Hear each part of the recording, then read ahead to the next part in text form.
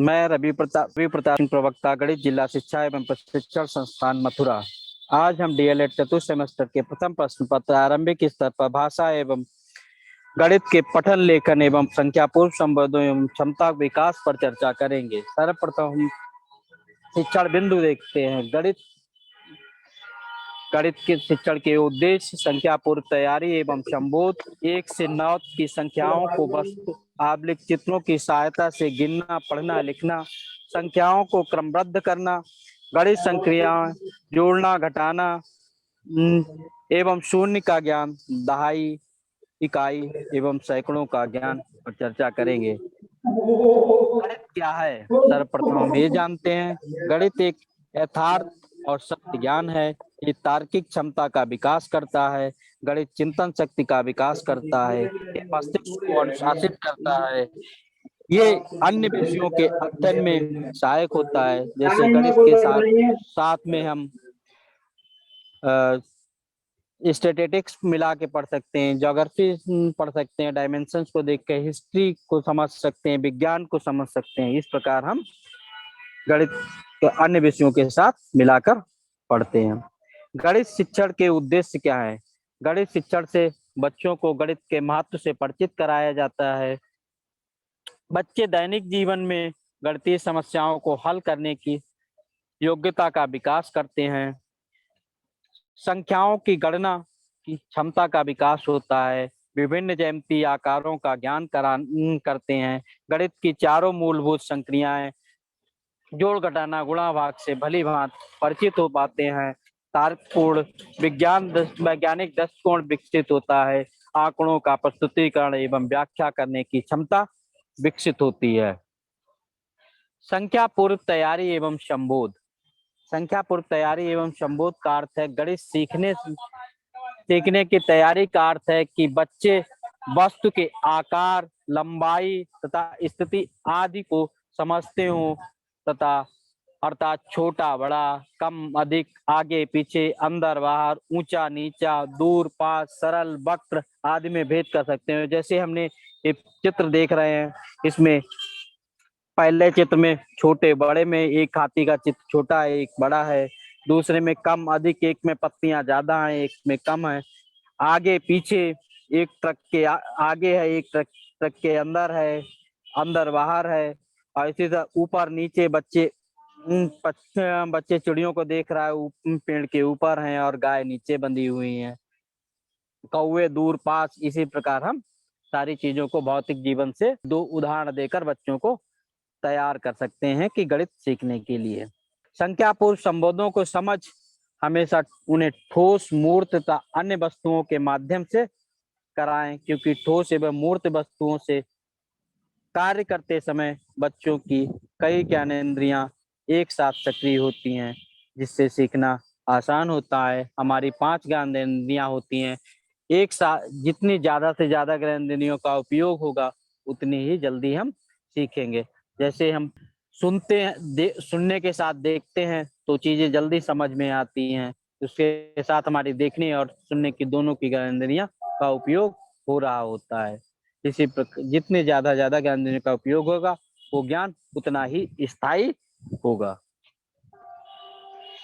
1 से 9 तक संख्याओं को वस्तुओं, चित्रों की सहायता से गिनना, पढ़ना, लिखना एवं संख्याओं को क्रमबद्ध करना। बच्चों को विभिन्न परिवेश से आते हैं, उनको ये नहीं पता होता है कि संख्या क्या है, कैसे है। तो उनको हमें मूल चीजों से दिखाना, जैसे कि हमारे आसपास की कितने बच्चे हैं, क्लास में कितने क्या है, उस तरीके से बताना। उन्हें कार्ड बना देना, एक तरफ कार्ड पे सिंबल बना देना। एक जैसे हमने चित्र में दिखाया, एक एक के साथ एक उंगली दिखाते हुए या एक दबात बनी हुई, इस तरीके से हम कार्ड बनाते हैं और उनको उन तरीके से समझाने का प्रयास करेंगे। बच्चों को 1 से 9 तक की संख्याओं को स्पष्ट करने के लिए परिवेश में उपलब्ध एक ही प्रकार की वस्तुओं द्वारा समझाया जाए। जैसे एक कंकड़ दिखाएं या बताएं कि ये एक है और उसमें एक लिखा जाता है। इस प्रकार दूसरे कंकड़ को मिलाएं और बताएं कि अब 2 हो गया है।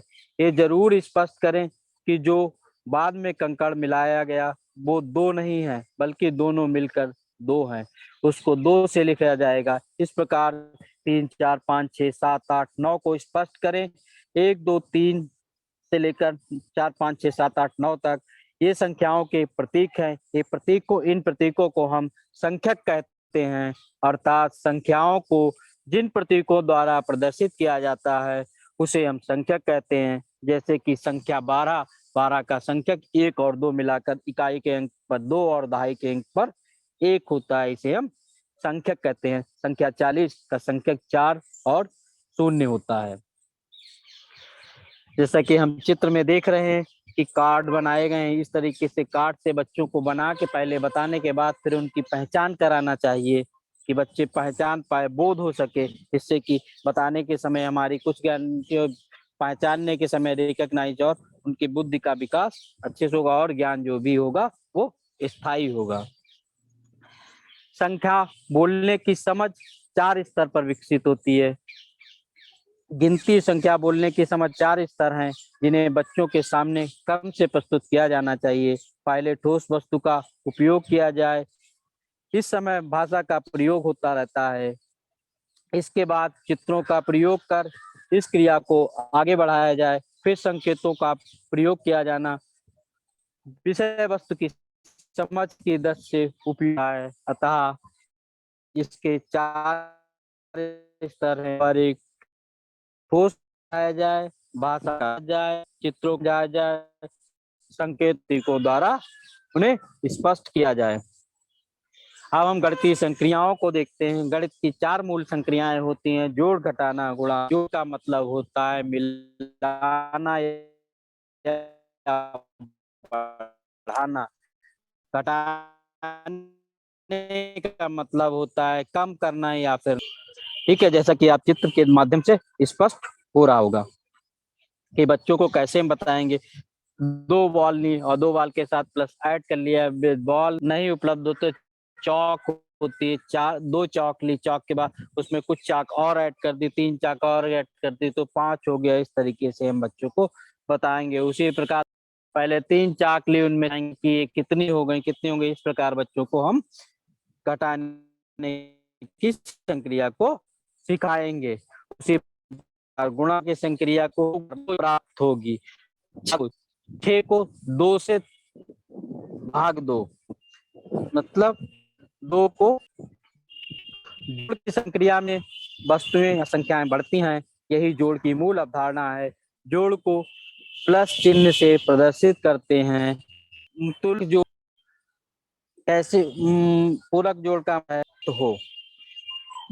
विभिन्न प्रकार की गुणा वस्तुओं को, गुण वाली वस्तुओं को इत्यादि को जोड़ने में इसका उपयोग होता है। शून्य की अवधारणा भारत में विकसित हुई थी, आर्यभट्ट के द्वारा विकसित की गई थी और दशमलव पद्धति भी आर्यभट्ट ने ही भारत इसके जन्मदाता है। शून्य क्या है? किसी भी स्थान पर हो उसका स्थानीय मान शून्य होता है, किंतु किसी अंक या अंक समूह के दाहिनी ओर शून्य लगने से उसके बाईं ओर के सभी अंकों के स्थानीय मान पहले का 10 गुना हो जाता है। वस्तुतः शून्य के बिना कोई स्थानीय मान पद्धति काम नहीं कर सकती है। जैसे कि शून्य की अवधारणा को स्पष्ट करने के लिए कैसे करेंगे? बच्चों को एक पत्ती बड़ी टहनी लेंगे और उसमें एक एक पत्ती तोड़ते जाएंगे। बच्चों से पूछेंगे आप कितने, सपोज करो पहले 6 पत्तियां थी, फिर 1 तोड़ दी, फिर बच्चे 5 बताएंगे, फिर 1 तोड़ दी तो 6 बताएंगे, 4 बताएंगे, फिर 1 तोड़ दी, 3 बताएंगे, फिर 1 तोड़ दी, 2 बताएंगे और फिर 1 तोड़ दी तो 1 बताएंगे, फिर 1 तोड़ेंगे तो बताएंगे बच्चे अब कुछ नहीं बचा। लेकिन कुछ नहीं का मतलब होता है गणितीय भाषा में हम कुछ नहीं मतलब अब शून्य बचा है, यहाँ से शून्य की उत्पत्ति होगी। शून्य की विशेषताएं क्या होती हैं? किसी संख्या के दाहिनी ओर शून्य रखने पर उस संख्या का 10 गुना हो जाता है। जैसे 2 के दाहिनी ओर शून्य रखने पर 20 प्राप्त होता है।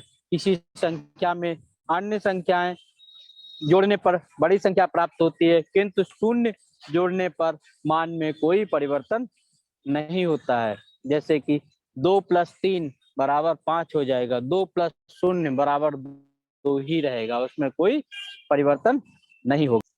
किसी बड़ी संख्या में छोटी संख्या घटाने पर छोटी संख्या प्राप्त होती है, परंतु शून्य घटाने पर संख्या अपरिवर्तित रहती है।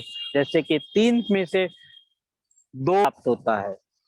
शून्य में से कुछ भी घटाया नहीं जा सकता, शून्य में से कोई भी कुछ संख्या घटाई नहीं, शून्य नकारात्मक चीजें आती हैं, इसलिए वो उसकी व्यवहारिक जीवन में कोई महत्व नहीं हो पाता है, जिससे व्यवहारिक जीवन में हम देख नहीं पाते हैं कितनी, जैसे गहराई एक तरीके से नकारात्मक लंबाई है, लेकिन उसको हम दिशात्मक छोड़ दें तो वो उसमें भी एक परिणाम प्राप्त होता है, इसलिए शून्य से हम कुछ घटाया नहीं जा सकता।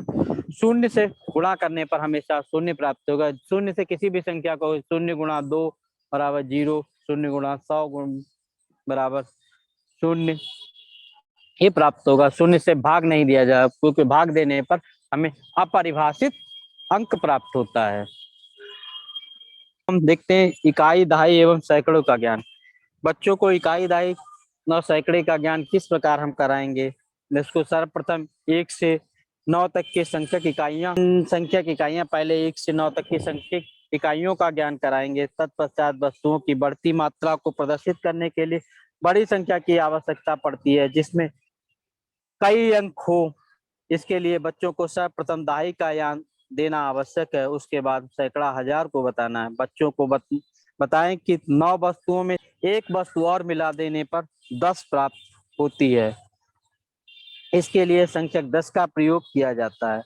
जैसे बच्चों को 11 तीलियां देकर उनसे गिनवाएं, पहले 10 का एक बंडल बनवाएं और बची हुई एक तीली अलग बच जाएगी, तो कहेंगे 10 तीली प्लस 1 बराबर 11 तीली, अर्थात 1 दहाई और 10 1 इकाई बराबर 11 होगा, जैसे कि हम चित्र में देख रहे हैं। इससे स्पष्ट होता है इकाई दहाई को। जैसे कि हमने 10 के लिए एक दहाई बनाने के लिए 9 इकाई में पहले 1 जोड़ा, तो 10 इकाई का एक बंडल बना, 10 इकाई बराबर 1 दहाई। इसी प्रकार हमने 14 प्रदर्शित करने के लिए 10 इकाइयों का एक बंडल लिया, जिसे 1 दहाई कहा, और 4 इकाई अलग से ली। उसी प्रकार 25 को प्रदर्शित करने के लिए हमने 10 इकाई के 2 बंडल लिए, अर्थात 2 दहाइयां ली और 5 इकाइयां ली। सैकड़े, दहाई, बंडल, इसमें हमें 101 को प्रदर्शित करने के लिए 1 सैकड़े का बंडल लेंगे, मतलब 10 दहाई का बंडल था, 1 बंडल बनाएंगे। 10 इकाई का बंडल बना के हम 1 दहाई बनाते हैं, 10 दहाई का बंडल बना के 1 सैकड़ा बनाते हैं। तो 101 प्रदर्शित करने के लिए हम क्या करेंगे, 1 सैकड़े का बंडल, दहाई का कोई बंडल नहीं लेंगे और इकाई का 1 लेंगे, तो इस प्रकार हमें 101 मिल जाएगा। जैसे कि टेबल में अन्य संख्या दी है, उसी प्रकार हम प्रदर्शित कर सकते हैं। अर्थात हम कह सकते हैं 1 से 9 तक के संख्यक इकाइयां हैं। 1 दहाई में 10 इकाइयां होती हैं, 1 सैकड़े में 10 दहाइयां और 100 इकाइयां होती हैं। इसी प्रकार आगे बढ़ती जाएंगी संख्या। ये कुछ अभ्यास प्रश्न है आप लोगों के लिए, इनको देखिएगा, कोई समस्या हो इनको करिएगा, समस्या हो तो हमसे संपर्क कर सकते हैं। धन्यवाद। आज का सेशन हम यहीं पे समाप्त करते हैं।